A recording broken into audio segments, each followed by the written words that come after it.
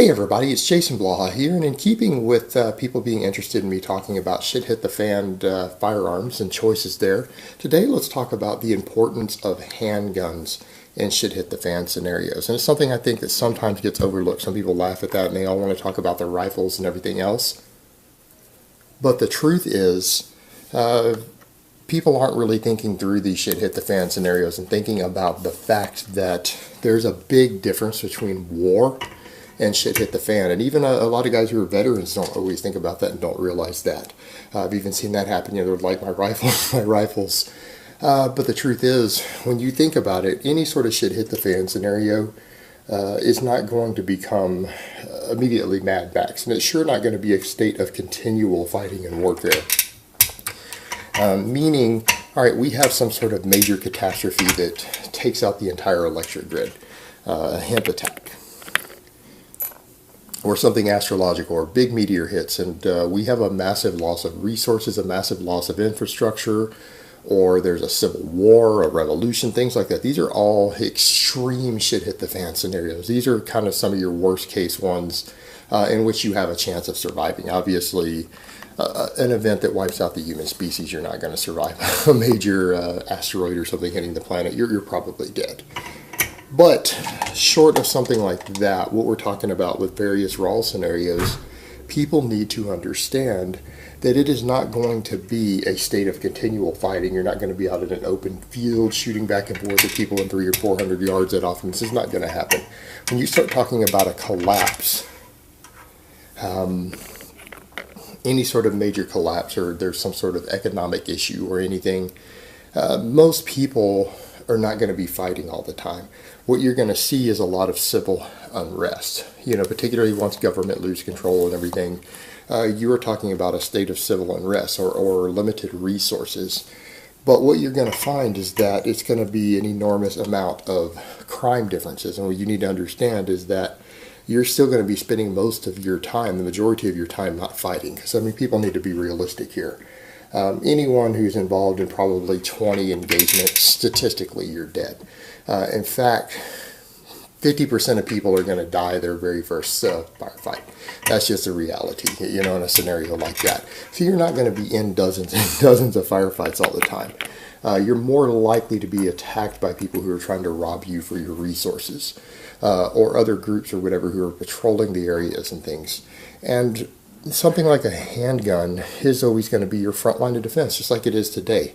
The world we live in right now, it's not always easy to carry a rifle with you everywhere you go. You're going to have the same situation and shit hit the fan scenarios, especially if you're living in some place. You're kind of settled down every time you go outside to go use the outhouse. Because people need to understand, if you have a home and the electric grid or whatever running water is down, I promise you're not going to be pooping in your house. So you're going to go out and poop in the middle of the night. It's not always easy to pack a rifle with you to the outhouse. It's not always easy to, when you're using the restroom, to get to your rifle if it's on the ground already. You're going to want a handgun holstered. Same thing, you're going to be out working in the garden or working on whatever growing food you're growing, doing whatever. Are you really going to be tending your garden with a rifle slung across your back? Probably not. You might have one nearby. But that's when people are going to attack you, all right? People are going to attack you for resources and stuff, either when they think you're sleeping, kicking in your door at night. They're going to attack you when you're going to the restroom, when you're gardening. You're going to have higher numbers of attacks than any sort of shit hit the fan scenario. Break-ins become the norm. Looting becomes the norm. It's simply easier to have handguns on you everywhere you go. Furthermore, when you're still looking at either groups patrolling, either local people who've organized, or you're looking at National Guard or military out and about, again, whether you're talking about a revolution or an economic collapse or a power grid collapse, there's still probably going to be military patrolling. They might be far more hostile to you if you're walking around with an AR or an AK. You're going to have to, when you see patrols or if you need to interact with them, you're probably going to be better off in many cases to where you can leave a rifle down somewhere over on the ground. Or if you need to approach them, again, approaching them with a AR or AK style rifle, not going to be ideal. But you're going to want to have some weaponry on you to defend yourself. Not necessarily from them, because you're dead if they get in a fight with you usually. But just in general, you can conceal handguns. It's going to be easier to conceal and get them around. Your other situations are going to be, what about when trading comes back up? There's not going to be such a collapse. And if there is, you're probably dead anyways. You can't prepare for that. There's not going to be such a collapse that there's not going to be trade. There's going to be trade posts. There's going to be places where people trade in the cities, out in the country.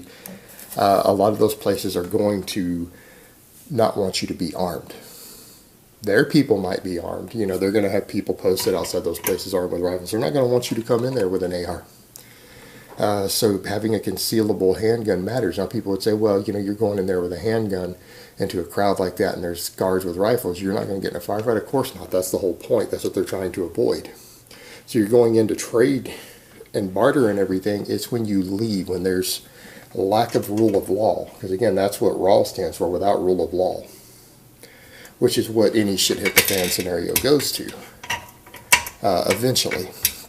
When you go to trade or these places, if people are going to want to hit you when you're coming or going, particularly see you leaving, you've got supplies on you, they think you're unarmed because again, you just left there and they don't let you have a gun on you, that's when you're going to be hit. Your handguns are going to matter. Handguns are going to matter, and the majority of engagements when you're in a world situation where there's limited resources and no law, it's not going to be people sniping you from 500 yards. That's not going to be the norm. I'm not saying it's not going to happen, but it's going to be people getting in close and trying to take what you have. So having quality handguns that you are proficient with, that you have good ammo for, everything else is going to be just as important as your rifle, and you're far more likely in those situations to have to engage someone with your handgun than you are with your rifle. Because that's when people are going to hit you in situations to where they know you're not really going to have your rifle on you. It's where you're most likely to be hit. So having good handguns is going to matter. Having good ammo is going to matter. Now, we could argue all day about ammo selection, but a lot of people tend to stockpile whatever full metal jacket they can get, non-hand loaders. And that's where I kind of get to the point of I might like 9mm. I might load a lot of 9mm. But if you're stocking FMJs, that can be a problem because again, you're going to want to kill people quickly. You're going to need them to bleed out quickly. So if you're not using premium self-defense ammo, or you're stuck to having to make lead rounds, or you're using full metal jacket, I'm going to lean in the direction of people using big bore stuff. And maybe not even 40 S&W. Probably not even going to cut it. 10mm, 45, things like that. Because this is where we get into these arguments. I like 9mm. I like 9mm a lot. But, you know, you start talking about Wrol scenarios, if you're stuck going over to FMJ or lead rounds, me personally in that situation, I'd much rather have a 45. Because a 45 FMJ is just going to make a bigger hole that's going to bleed out faster when you have no expansion, no modern ammo or everything. But, you know, it comes down to if people are willing to stock a bunch of Federal HST or whatever, you know, because I have at least a couple hundred rounds of this in 9mm. And this is Brittany's gun, by the way. But if you have plenty of that, fine. Pick whatever caliber suits you. In fact, 9mm can be pretty good. Nice light ammo. You run high quality ammo, hey, it's great. But I tend to lean in the direction for Wrol. I can start to see big bores becoming a lot better. Barrier penetration, bigger holes no matter what ammo you use. So, you know, when people start asking what calibers should you select for Wrol, well, that gets a little trickier. I'm a big advocate of 9mm for EDC, particularly inside cities. But you start talking about Wrol, I don't know, bigger bores start to have their advantages real quick. Because you're not always just dealing with humans, you might be dealing with animals. And push come to shove, you know, would you rather have a 9mm if you're having to deal with dangerous animals or thicker skinned animals, or you want something a bit heavier, bigger, good penetration, and still starting with a big diameter bullet? It's simply going to be a better round. I mean, I would much rather have a 45 ACP or a 45 Super with a full metal jacket or a hard cast lead bullet. If I'm going to have to deal with wild game and still on a semi-auto. This is also where revolvers start to particularly shine again, because again, shit hit the fan scenarios, cleaning supplies, repairs and everything can become more of a problem. Now, I'll argue that Glocks are arguably as reliable and as durable as a revolver due to their simplicity, but yeah, selecting weapons that are going to be durable with minimal maintenance is a big deal. But again, Wrol scenarios, I can start to see things like a 44 Magnum revolver starting to really play a role there. Small enough to conceal if you have to. A lot of firepower. Probably better barrier penetration than a lot of your semi-auto handguns. The ability to take big game if you have to. You can hunt with your weapon that you're concealing when you're not out with a rifle.